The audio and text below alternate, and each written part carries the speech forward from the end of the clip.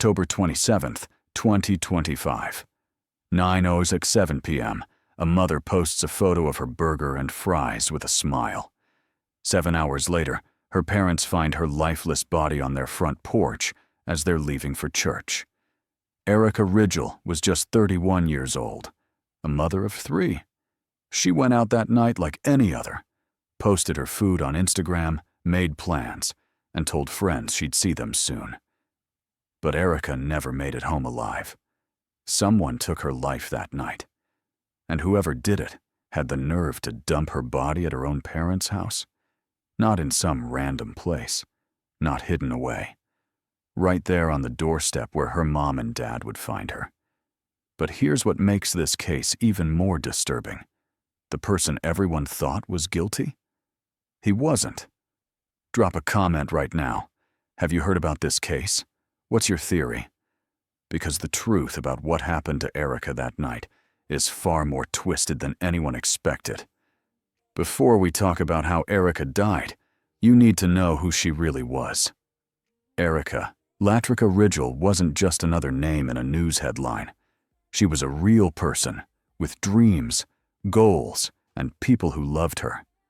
She was 31 years old, living in Detroit, Michigan, trying to build a better life for herself and her family. Most importantly, Erica was a mother. She had 3 children who depended on her for everything.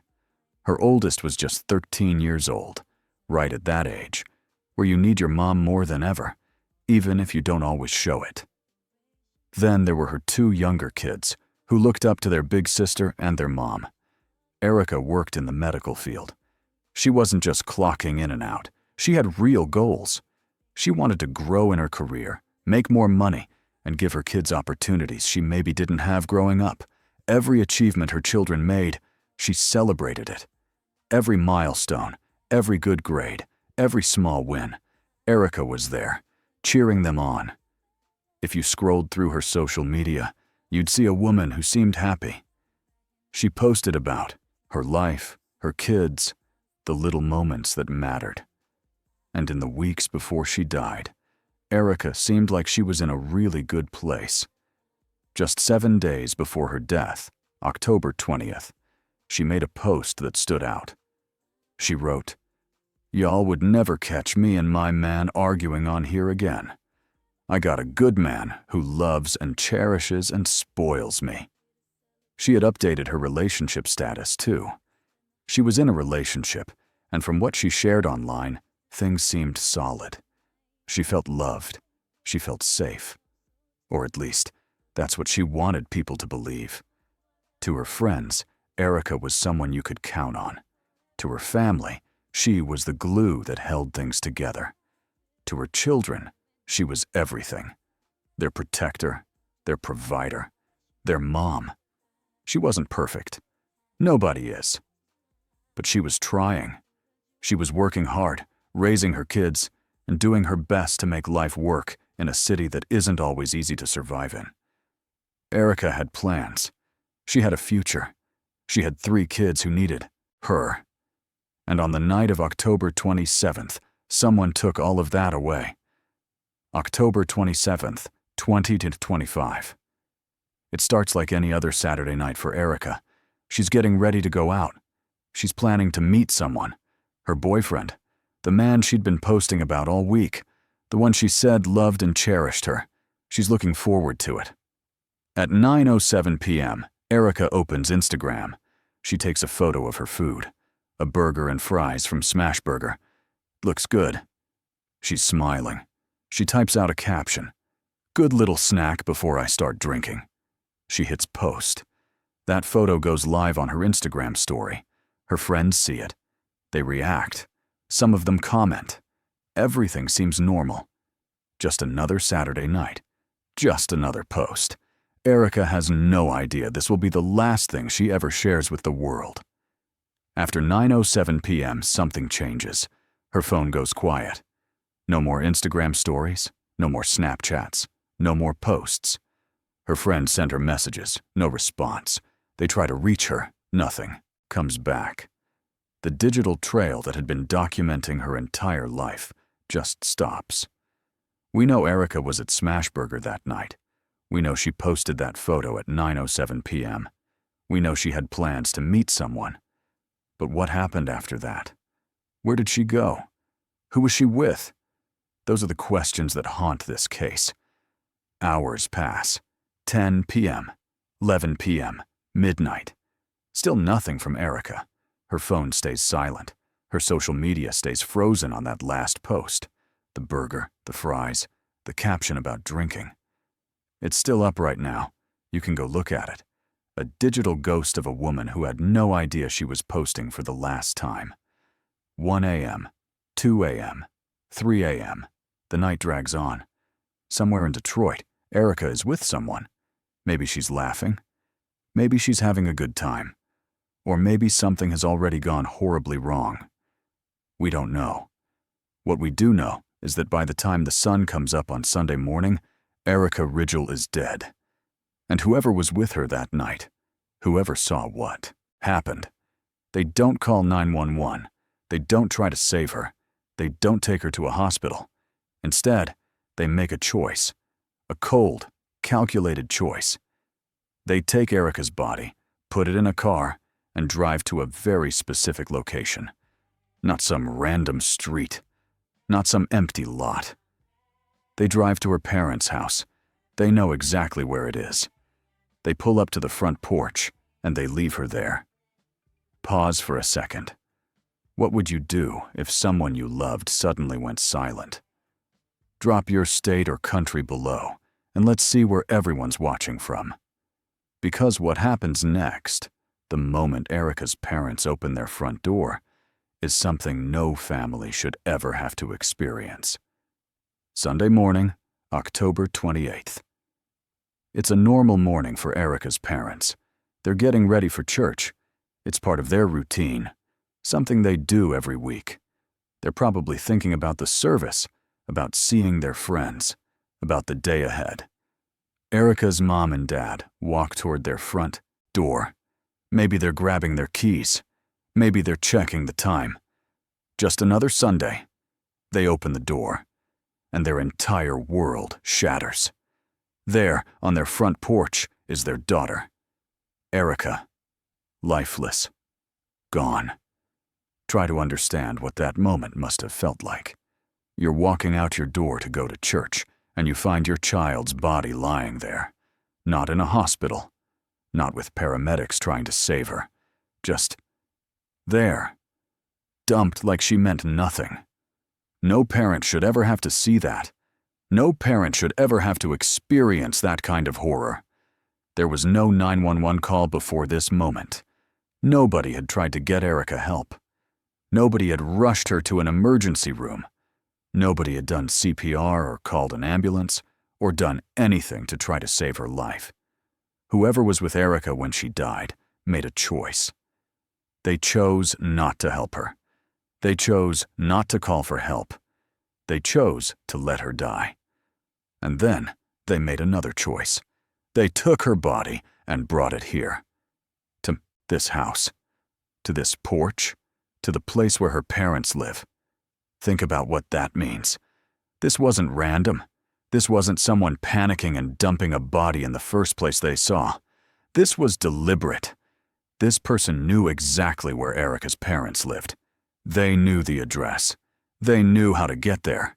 They knew where the front porch was. This was personal.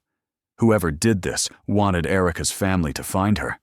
They wanted her parents to open that door and see their daughter lying there. They wanted to send a message, or they just didn't care about the pain they were causing. Either way, it's evil. There's no other word for it. Erica's parents had to call 911 themselves. They had to stand there and wait for police to arrive while their daughter's body lay on their porch.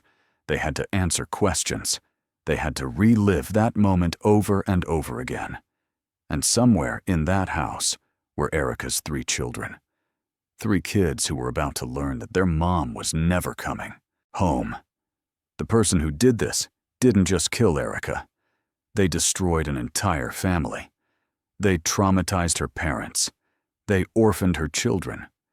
They ripped apart lives. and they did it without a second thought.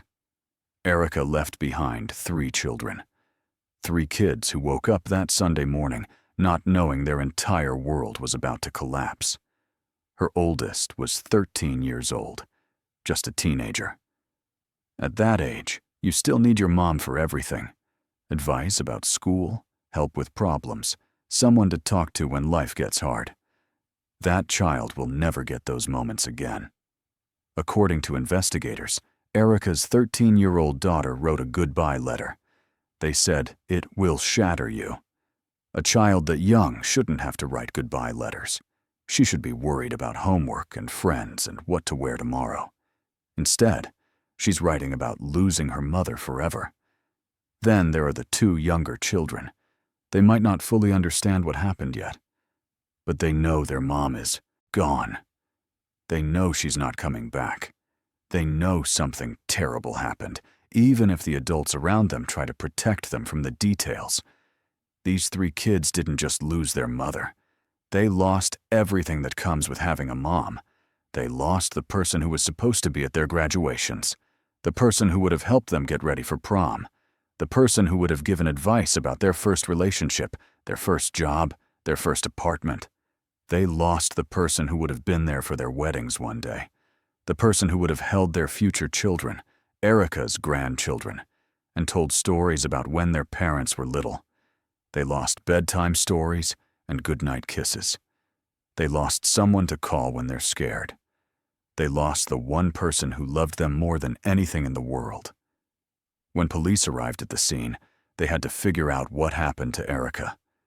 And like most investigations, they started with the obvious suspect, the boyfriend. Erica had just posted about him a week earlier. She said he loved and cherished her. She was in a relationship with him. She had plans to meet him that night. So naturally, when her body showed up on her parents' porch, everyone assumed he was responsible. Her friends thought it was him. The community thought it was him. It seemed like an open and shut case. But then investigators did their job. They checked his story. They looked at his whereabouts. They tracked his movements that night. And here's the twist. His alibi held up. Completely. They couldn't place him at the scene. They couldn't connect him to the crime. Every piece of evidence they checked pointed away from him, not toward him. The boyfriend, the obvious suspect, wasn't guilty. So if it wasn't him, then who? That's where this case gets complicated. Because now, investigators had to start over. And the community? They started coming up with their own theories. Maybe Erica was killed by someone, else she knew. Someone she trusted enough to meet that night. Someone who knew where her parents lived. Someone who had a reason to hurt her. The fact that her body was left on her parents' porch means the killer knew the family. They knew the address. They knew the layout. This wasn't random. This was personal. But who? And why? That's what investigators are still trying to figure out. This theory is darker in a different way. Some people believe Erica overdosed that night. Maybe she took something bad. Maybe she mixed the wrong substances while drinking. Maybe it was an accident. And when she collapsed, whoever was with her panicked. Instead of calling 911, instead of trying to save her life, they made a choice. They put her body in a car, drove to her parents' house, and left her on the porch. A family member later confirmed that Erica did overdose, but they didn't say how or who was with her or why that person thought it was okay to abandon her instead of getting help. If this theory is true, then someone watched Erica die and did nothing. That's not just cowardly, it's criminal. Some people in the community have pointed to other names. There's talk about a man named Jacob who made comments on social media about wanting to be by Erica's side. Some saw it as jealousy. Some saw it as obsession. But when you look at his posts, it seems like he and Erica were genuinely close. There's no solid evidence connecting him to her death. Here's what makes this case even more frustrating. Erica's parents have a Ring camera on their front door, If it was working that night, it captured everything. The car, the person, the face, the exact time. So why hasn't anyone been arrested? Is the footage too blurry? Was the camera off? Are police still building their case? Nobody knows. What do you think really happened here? Was this murder or abandonment? Comment your theory below. I read every single one. Because right now, this case has more questions than answers. When news of Erica's death spread across social media, Detroit erupted with grief and anger. One post went viral. It said, "This right here broke me. Erica Ridgel went out the other night, posted her food on her story like any other night, and by morning, her parents found her body on their porch. A mother of 3. Somebody took her life and had the heart to leave her like that, at her parents' doorstep. That's not just evil. That's heartless." The post didn't stop there. It became a rallying cry. "Detroit, this ain't normal. We gotta start caring again. We gotta protect our women. We gotta do better as people. Those babies didn't deserve to lose their mom like this." Thousands of people shared it. Thousands more commented. The anger was real. The pain was real. Another post read, "A young mother of 3, Erica, was tragically found on her parents' front porch as her family was leaving for church. Her last story is still up, a haunting reminder of her final moments." Word is, cameras may have captured what happened. This wasn't random, it was personal. That detail, her last story still being up, hit people hard. You can still go to her Instagram right now and see it. The burger, the fries, the caption about drinking. A frozen moment in time from a woman who had no idea she'd never post again. People started demanding answers. Where are the arrests? What does the Ring camera show? Why is nobody talking? This case became more than just another tragedy. It became a symbol of everything wrong. The violence, the disregard for life, the way women aren't protected the way they should be. Erica's story touched people because it could happen to anyone. She was just living her life, and someone took that away from her. The community wants justice, and they're not going to stop asking for it. Here's what we still don't know about Erica's case, and honestly, it's frustrating. Who was Erica with that night at Smashburger? She posted her food at 9:07 p.m. Someone was there, with her. Who was it? What does the Ring camera footage show? If the camera was working, it caught everything. The car, the person, the time. So what's on that video? Why hasn't anyone been arrested? It's been months. The family is waiting. The community is waiting. Where's the justice? Was this murder or an overdose?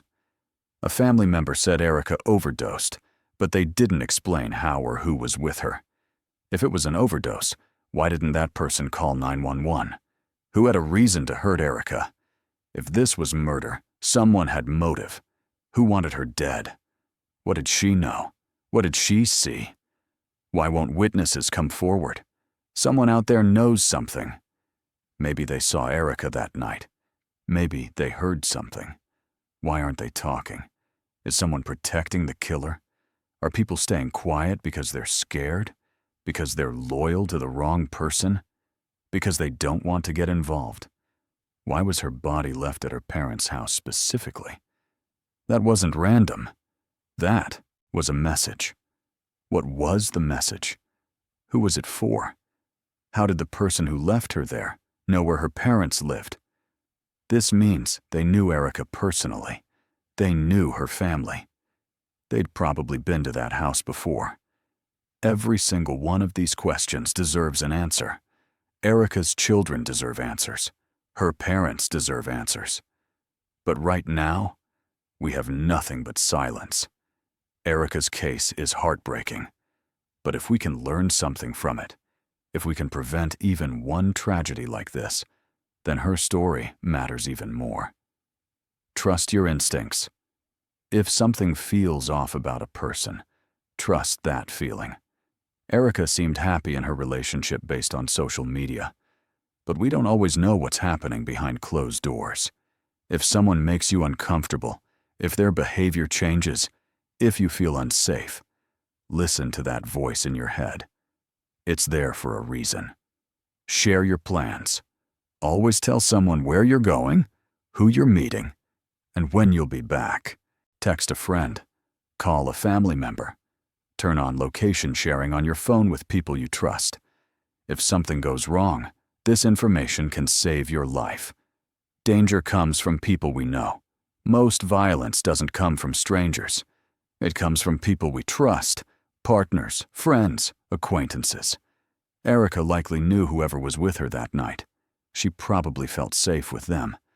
That's what makes cases like this so scary. Stay aware, even around people you think you know. Good Samaritan laws exist. If someone overdoses, call 911 immediately. Many states have Good Samaritan laws that protect you from legal trouble if you call for help in an overdose situation. Saving a life is more important than anything else. If Erica did overdose and someone was with her, they could have called for help. They chose not to.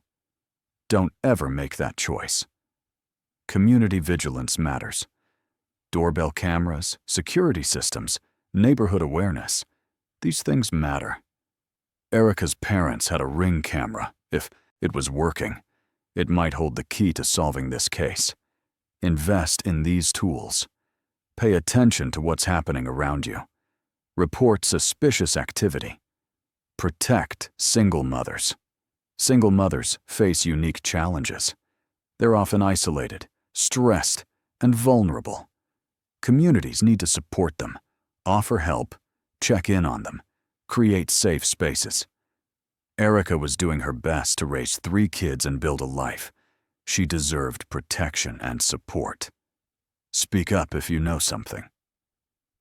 If you have information about a crime, come forward. Anonymous tip lines exist. You don't have to give your name. But your information could bring justice to a family that's suffering. Someone out there knows what happened to Erica. That person needs to speak up. Value women's safety. We need a culture that protects women, believes them, and takes their safety seriously. Erica's death is a reminder that we're failing at this. We have to do better. Someone out there knows what happened to Erica that night. Maybe you're the person who was with her. Maybe you saw something. Maybe you heard something from someone else. Maybe you've been carrying this secret, and it's eating you alive. This is your chance to do the right thing. Anonymous tip lines exist for exactly this reason. You don't have to give your name. You don't have to put yourself at risk. But you can give Erica's family the answers they desperately need. Cases get solved years later, all the time. Someone finally speaks up. New evidence comes to light. Technology improves. A witness who was too scared before finds the courage to come forward. It's not too late for justice. Erica deserved better than what happened to her. She deserved to come home that night. She deserved to wake up the next morning and hug her kids. She deserved to watch them grow up, to be there for every milestone, to live the life she was working so hard to build. Her 3 children deserve answers. They deserve to know what happened to their mom. They deserve to see the person responsible held accountable. They deserve justice. Her parents deserve closure. No parent should have to find their child's body on their front porch. No parent should have to live with that image for the rest of their lives. They deserve to know the truth. And the community, Detroit, they won't forget. Erica's story has touched thousands of people. Her case has become a symbol of everything that needs to change. People are watching. People are waiting. People are demanding justice. Justice may be delayed, but it will come. It has to. Erica's last Instagram story is still up. That photo of her burger and fries, that caption about drinking. It's become a digital memorial, A reminder of a life cut short, a future stolen, a family destroyed. Every time someone views that story, they're reminded that Erica was real. She was a person. She mattered. If this case moved you, hit that like button and subscribe so you never miss an update. Share this video. Someone watching might have the information that solves this case. And drop a comment with your thoughts. Erica's story deserves to be heard. To Erica's children, your mom loved you more than anything. She was trying her best. She didn't deserve what happened to her. To her parents, the world sees your pain. We're standing with you. To whoever is responsible, people are watching. The truth always comes out. Your time is coming. Rest in peace, Erica Rigel. Your community hasn't forgotten you, and we won't stop fighting for justice.